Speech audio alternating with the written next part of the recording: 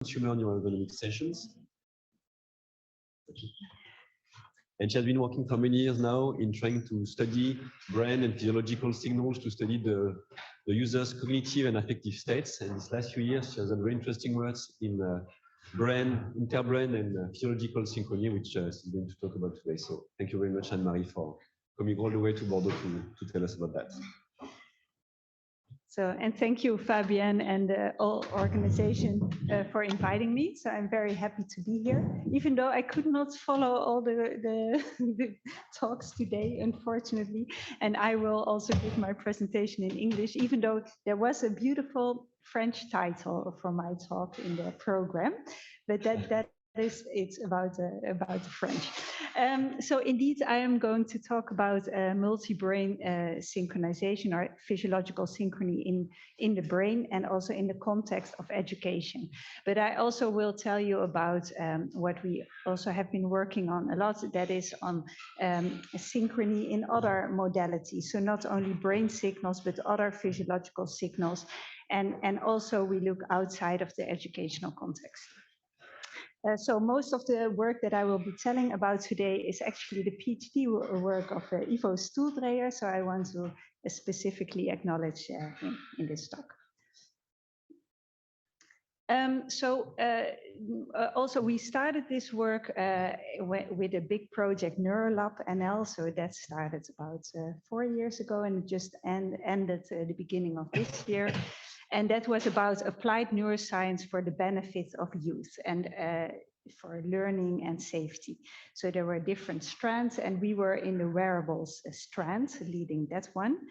And what we worked on is how wearables may benefit youth in an educational setting. And we decided to focus on monitoring attention in the classroom or to explore this possibility. And a candidate marker for monitoring attention would be physiological synchrony. So that was really how we started working on this. There were of course already a few talks about physiological synchrony. So how we would define is physiological synchrony is the degree to which physiological measures of multiple people change uniformly. And our take on that is that is expected if people respond to the same event in the same way. So if something, there has to be something that connects you, right? So something happens in the world or maybe a sound or whatever, and you both attend to it, or it elicits the same type of arousal in the different people who are perceiving this event.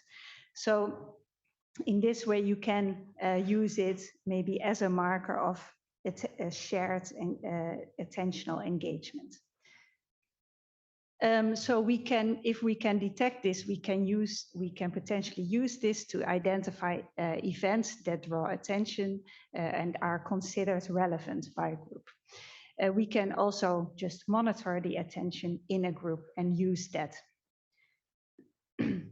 So, of course, there was already quite a bit of work on this.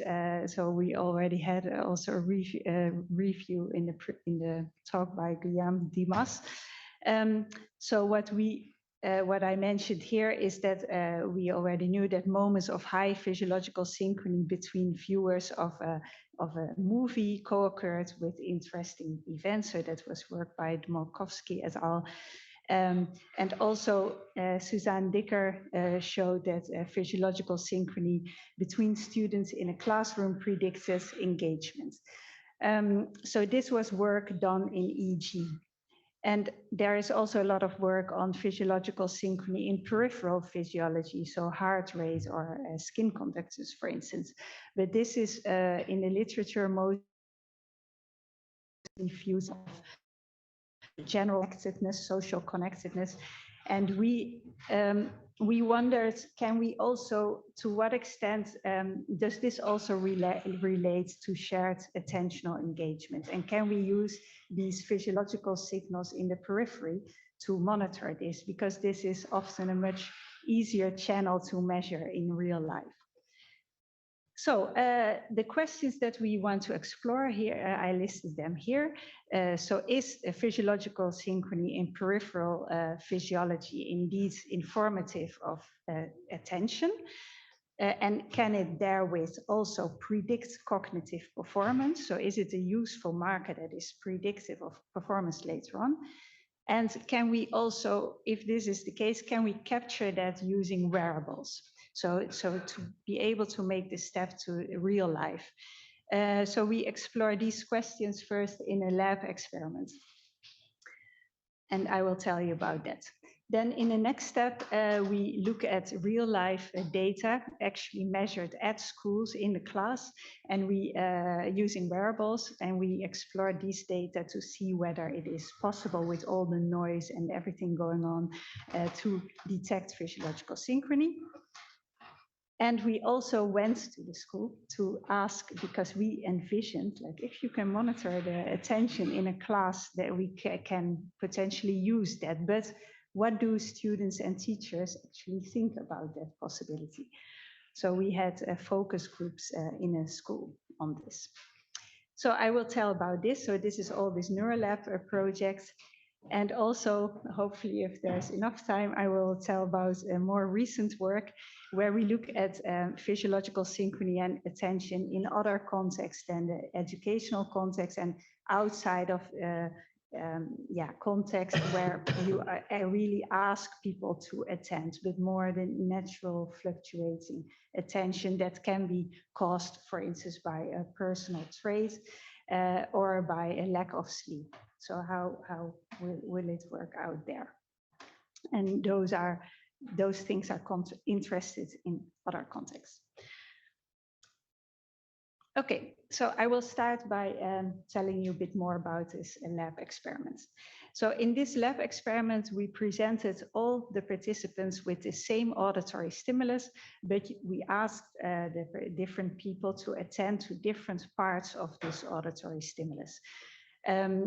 So we kept, and actually, it's in contrast to what was discussed before, this is not really a hyperscanning experiment in the sense that we physically measured people at the same time. People came sequentially in the lab, but they heard exactly the same. And we measured EEG brain signals, ECG heart rates, and skin conductor electrodermal activity, EDA. And we use that using high grade equipment and also using wearables all at the same time.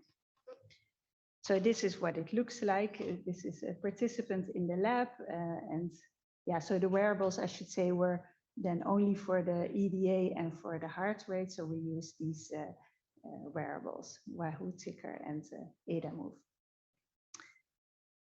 Okay, so what we presented to them was an audio book that lasted for 66 minutes. And we interspersed different sounds. So we presented them with emotional sounds from a database, the IATs. So that can be a laughing baby or screaming, or like all the emotional sounds that we expected also to draw attention automatically. And we also presented participants with high and low tones that they were, that they could count or not, or pay attention to or not. At the end of the experiment, we asked them questions about these emotional sounds, about these tones, and about the narrative to get an independent measure of how well they paid attention to these aspects. So this is a schematic how it looked like. We asked half of the participants to listen to the story, to pay attention to this audiobook. And the other half of the participants, we asked them to focus on the sounds that were played. And for the tones, we asked them to count them in their mind. So again, they heard all the same, but they just paid attention to different aspects. And what we then did to analyze the data, so we analyzed it in some different ways, but this is a comprehensive way of analyzing it.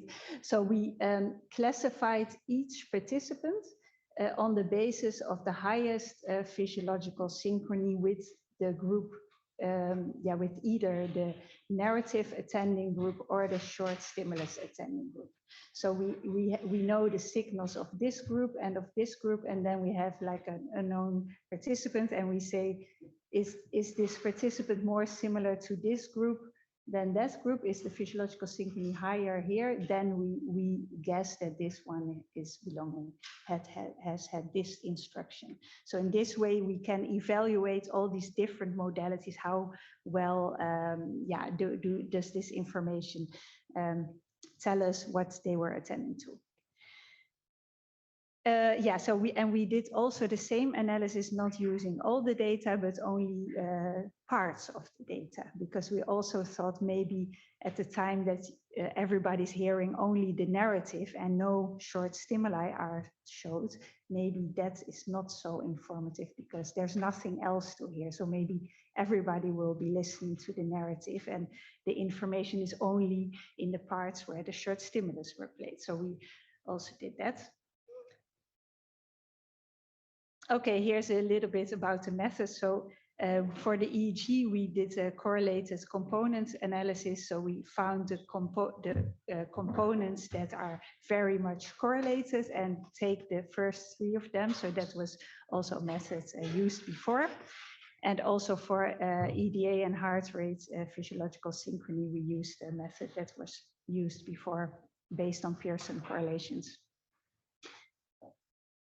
Okay, so here we can hear the results of the classification. So how well could we classify all the participants to the 2 different attentional instructions? So if we look at the entire stimulus, it works almost perfectly when we use the EEG data. 96% was classified correctly. For EDA, 73, and heart rate also. So indeed, we could use physiological synchrony to know what they had been attending to for all modalities. And actually, if we, for the EDA and heart rate, if we did not use the high grade stuff that is shown here, but the wearables, we have similar percentages, even a bit higher. So this information is captured well by the wearables. So we were happy with that, of course. So here you see the data for if we've used data only around the beeps, or only around the effective sounds, or only around when there was only the narrative. How well can we detect then what people were attending to? And this also worked even for narrative only. And what we see, what is interesting is that every modality has its own kind of specialty. So the EEG is suitable for the beeps, the EDA for the effective sounds, which is not so surprising maybe, and heart rate for narrative only.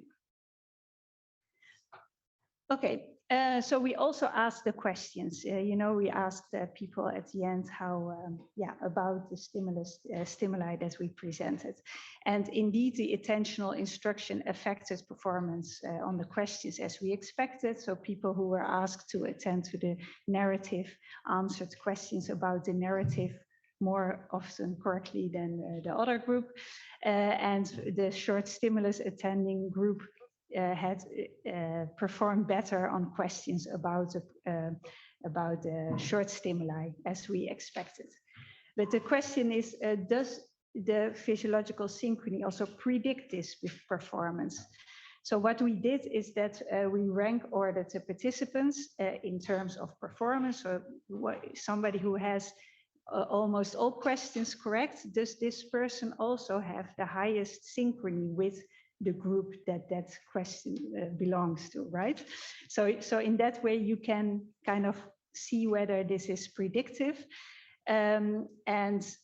So we found that indeed the physiological synchrony is predictive of performance. So it's in that sense, we could validate this is potentially a useful measure because it pertains to performance later on. So for EEG and heart rate, we found this to be significant. Okay, so those were the kind of that was the main story. We also had a very good applied math student from Nantes, not so far from here. He did an internship in our group, and he worked on this data to answer the question: can we also guess what instruction people had if we don't know anything? So we, of course, the analysis that I just showed to you, we related like an unknown participant to a narrative attending group or a short stimulus attentive group. But if we would not know anything about anybody, how can we still distinguish different groups in this whole group? So he worked on that using an unsupervised clustering approach. And yeah, using different ordinate techniques and clustering techniques. And what we found was that using EEG, this worked quite well, 85% accurate. For EDA and heart rate, that was not really possible. But if we combined EEG with EDA and heart rate, then the performance was a bit higher. And also what was important was that if we combined all these measures, it did not really matter anymore which specific clustering technique or mapping technique we used. It was all about the same. So that was, I think, a nice result. Also, another analysis that we did on the same data was to look at, can we detect relevant events? So in the Dmowkowski study, for instance, that I referred to before, it was reported like, oh, the synchrony is high in EEG when a gun was there in the movie. So synchrony is reflecting important events, but it was not really quantified. It was more anecdotal kind of evidence. So we wanted to investigate this a bit more systematically. So can we detect relevant events using physiological synchrony? What the approach is, so yeah, because here, of course, we have some ground truth. We know that beeps and emotional sounds were relevant events, for sure, for half of the participants. And then, so here is a schematic of how we roughly analyze this. So we have the synchrony over time, and these blue parts indicate when some relevant event was presented. And then you can play with this threshold. You can say like, oh, above this threshold, everything, all the synchrony above this threshold, we say now there is a relevant event. And then you can have true positives, false positives, misses, etc. So in this sense, you can analyze the data for all the modalities. Here we also made a multimodal synchrony by z-scoring these synchronies and then summing them over the modalities. So we also combined it. And we found that indeed the emotional sounds, we could detect that using this method, and we also saw that both groups responded to that. Like it was relevant for both groups, even the ones that were kind of asked to focus on the narrative, and that was what we also expected, because it's it's more bottom up, like it draws automatically attention. And for the beeps, we found that it was possible to detect them only in the short stimulus attending group using EDA, EEG, or multimodal. And then also we looked at the narrative. There, of course, we did not have a ground truth. We don't know in a narrative what the relevant events were. So we identified the moments that there was high synchrony, and we asked independent participants to rate these moments compared to moments where there was low synchrony, to also see identify relevant events in a narrative. But actually we could not find evidence for that, unfortunately, for a lot of reasons, potential reasons. Okay, Then we shift again. So this was the lab experiment. This is one slide only about the recording in school. So what I told you in the beginning, we are also interested if you measure heart rate and skin conductance in real classes where there's a lot going on and a lot of noise and movement and whatever. So can we still recover some information? So as a first step to that, so we used data sets that we had collected in an earlier study and also from other people, study 2, in which indeed high school students were followed while being measured with heart rate and skin conductance wearables.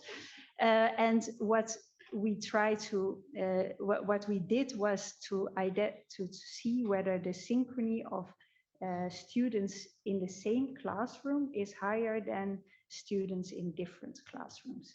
So that is kind of the first step. If we cannot get that, then you can maybe forget about it.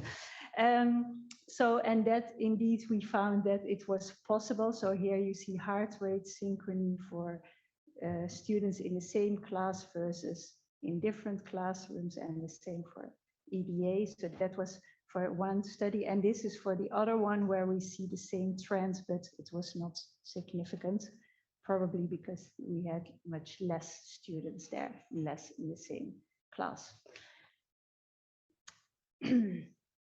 Okay, so if you have large enough sample sizes, you can pick it up, was the conclusion here. Okay, and then for the last part of this NeuroLab project, I wanted to tell you about the ethics. So that was also very interesting for me. That's not my normal field, but I also went along to the school, and we worked here together with Anke Snoek and Dorothee Horskutter from Maastricht University. So they are ethicists, and we had these focus groups with students. They were like 15-year-olds about. And we told a bit about what if like our vision is the whole classroom is wearing these wearables, and the teacher can have information when the students are still attending, for instance, right? What would you think about that? And we got a lot of different responses. So one, yeah, so we have the right to not to pay attention, like we don't want to be monitored all the time. But also they were overall, I would say they were quite positive. They thought, oh, this is a way to make our lessons more interesting, and you can respond to problems. And also they were a bit worried for some teachers that the results could be demotivating. And I also thought very true. And it should, of course, be very user-friendly, because they had not much trust in the teachers and technology. Yeah, and we are now actually working on that. So there were a lot of these kind of, things that they said, and we are working on they are working on categorizing it in different ethical classes and writing something about that. Okay, so the conclusions of this first part about physiological synchrony, more or less in the context of learning or attention. So we found that physiological synchrony indeed reflects selective auditory attention in a group, and not only in EEG, what was kind of known before, but also using skin conductance and heart rate. And we also, it is also possible to do that using wearables. And it can even capture subtle differences to that extent, so that you can predict performance. And the different modalities are useful probably because they reflect difference. They are good in detecting different types of events. And also we found in this unsupervised classification approach and detecting relevant events that also multimodal is a good way to go if you don't know much about the nature of the events, the attended events that you are interested in.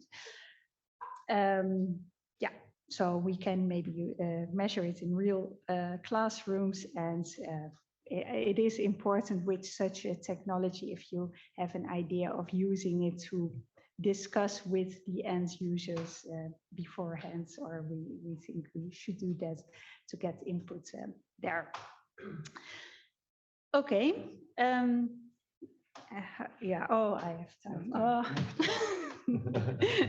No, I don't know how you are, what your attention level is, but okay. I will now tell a bit about another study that we did for Kikkoman. Kikkoman is a Japanese soy company, and we have been working with them for several years already because they are interested in food experience and alternative measures of food experience besides only questionnaires. So we have been working with them, and also they are interested in food neophobia. And to learn more about what is that and how can we measure that, or how does it work, because food neophobia, that is the hesitance to try new foods, and also for a company like Kikkoman, soy sauce is, for instance, people who score a little bit high on food neophobia, they don't want to use this sauce and they are not into foreign food and so on. Okay, so what in this study we used EEG measures to obtain insight in what is happening when people with varying levels of food neophobia are presented with food. What are the attentional processes that are going on? And can we use also physiological synchrony for that? So we were also particularly interested in that because it would be so in the previous research, we varied attentional levels by instructing people, attend to this or attend to that. But also we would expect that people differ in what they find interesting or what they focus on from their own personal trait, right?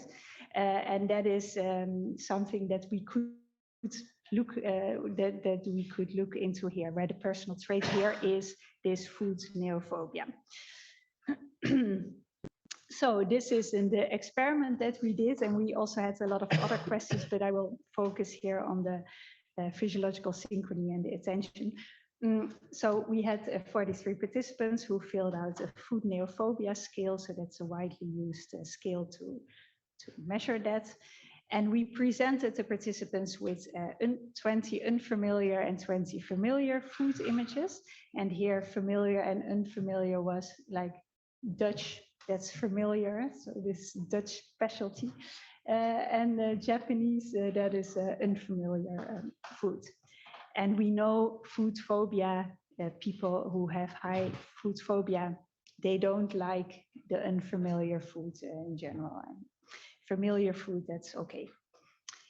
Okay, and we also presented them with a 15 minutes movie on Japanese soy sauce, and that was the time that we computed physiological synchrony. And in this study, we only measured EEG. Okay, so what we found is that indeed for the self-reported ratings, oh yeah, I did not say that. So the pictures were also, after every picture, we asked them to rate this food, and we looked at the ERP, so the event-related potential in the EEG. So for the ratings, we found what is expected. For unfamiliar food, people scoring high on food phobia say it's less pleasant than people who are low on food phobia, while there is not really a relation for familiar foods. And if we look at the event-related potential, so the late positive potential that is relevant for effective images and indicates attention to these kind of images, we found actually that there was really quite a difference between food phobic, so that we median split the participants in relatively high and relatively low on food phobia scores, and we saw that the people, the food phobics have a high response, and the food philics call them low. And that was actually the same. It was regardless of food familiarity. So,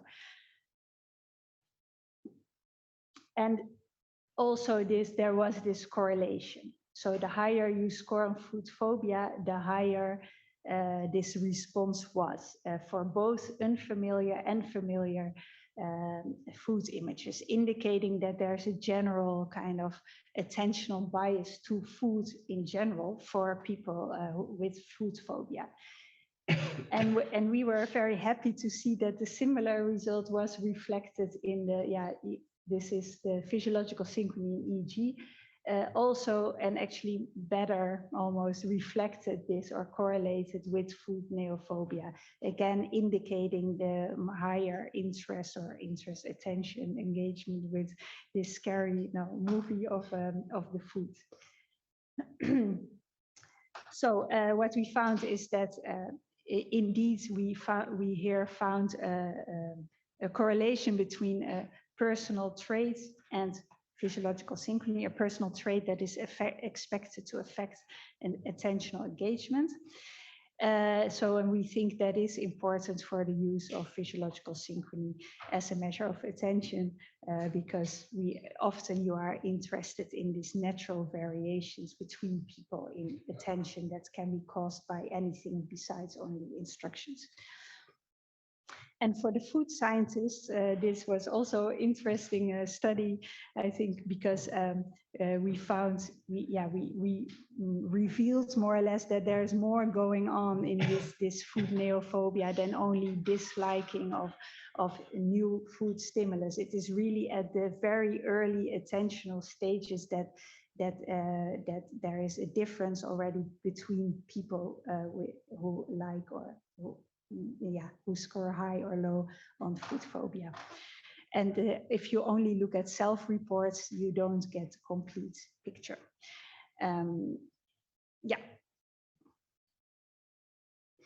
Okay, and then I have a very last study that is, we are actually still working on it.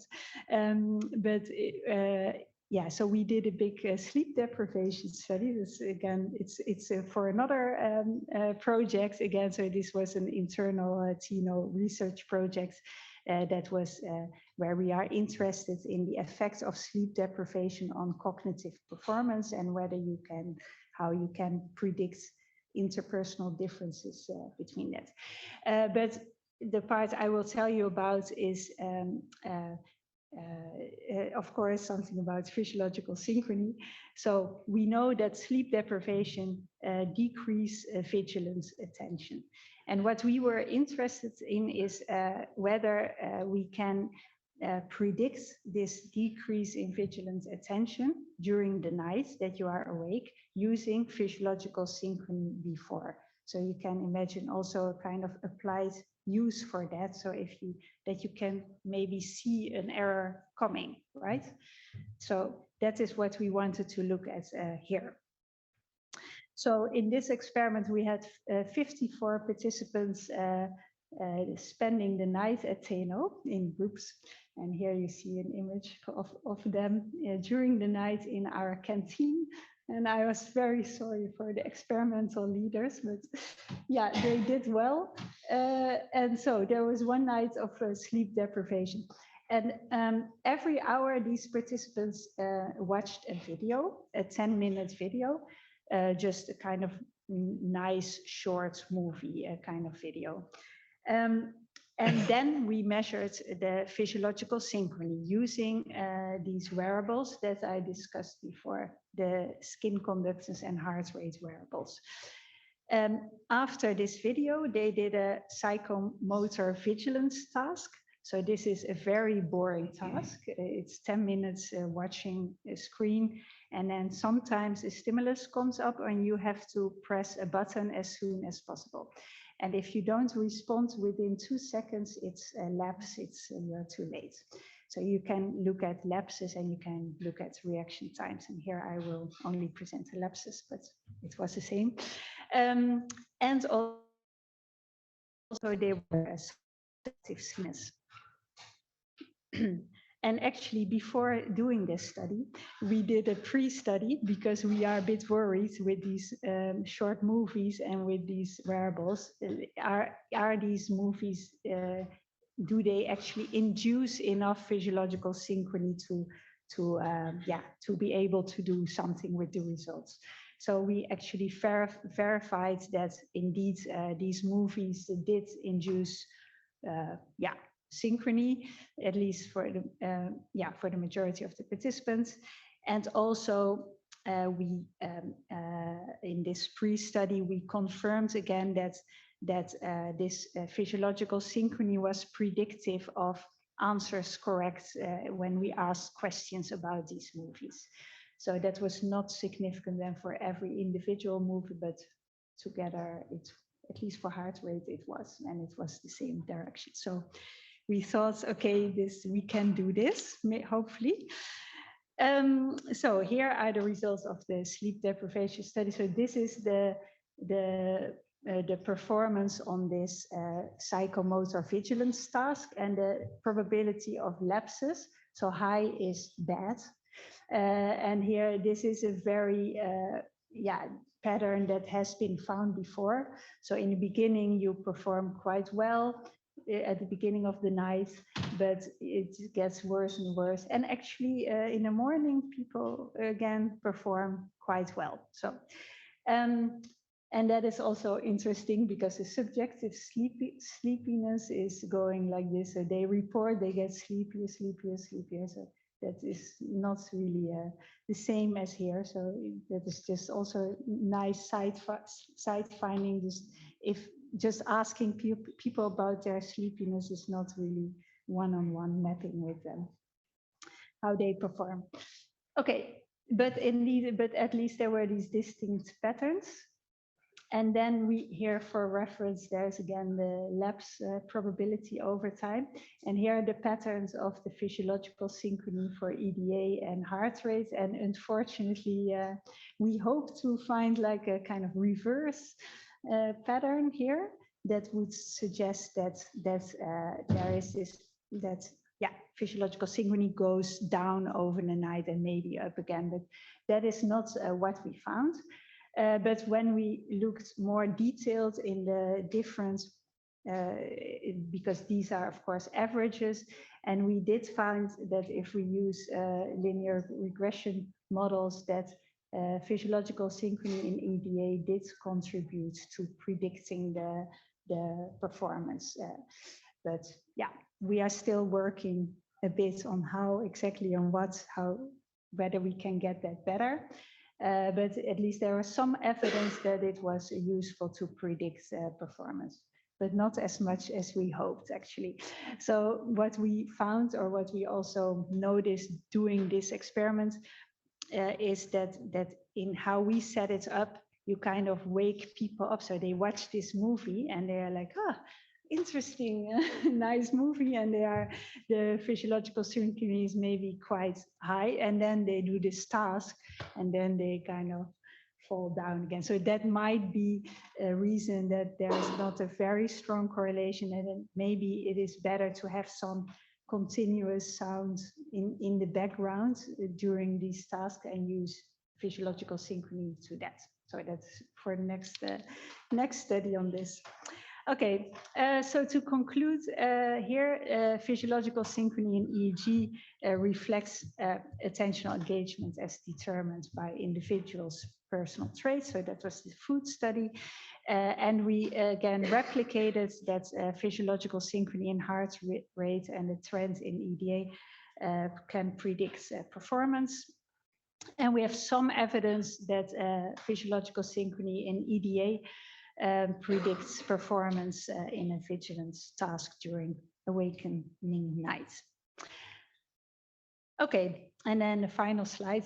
So, so why are we interested in this physiological synchrony, really, or why I am very excited about physiological synchrony is really because I come from the passive PCI kind of research that Fred also mentioned, and we are interested in that mental state monitoring passive PCI fields to monitor mental states using, like attention, using physiological measures. But what is the common approach there is to train machine learning models to detect these states. And that is quite difficult to train these models. You need a lot of data with correct labels and so on. There are problems with generalizing these models. And for physiological synchrony, you don't need this. You don't need this labeled training data. You can immediately measure it. So you also circumvent, having to collect these training data and also the ground truth problem. So you need to train these data on correct labels, but how can you know sometimes the correct label? Especially for emotions or so, it's not trivial. So we circumvent this ground truth problem and also the context specificity. So that's why I really like it. And also now that we found that also quite simple heart rate and skin conductor sensors are informative. That is also good for going from lab to real life. So directions of applications, there could be many. So maybe the limitation is that you need multiple people. But there are maybe useful directions of applications. So evaluating individuals' engagements with a lecture or with a meeting, and you can do that without asking them and doing that continuously over time. Detecting relevant events, maybe how do also novices or experts, how do they differ? What do they think is relevant? Detecting oddballs, so maybe you see like, oh, this person, this student or this team member is kind of not paying attention, is maybe fatigued, and you can do something about that. And I think the best, or maybe the most interesting use case could be kind of online lecturing. Like during COVID, a teacher does not have any feedback or much harder than in a normal classroom where you can see are people attending, but in an online situation that is hard. And maybe these kinds of techniques also using camera measures, because a lot of things for synchrony you can get even from camera measures, even heart rate, for instance, you can get it from camera measures, and also maybe movement. So there is potential maybe to use that in those kinds of situations. And then I want to end here. And there's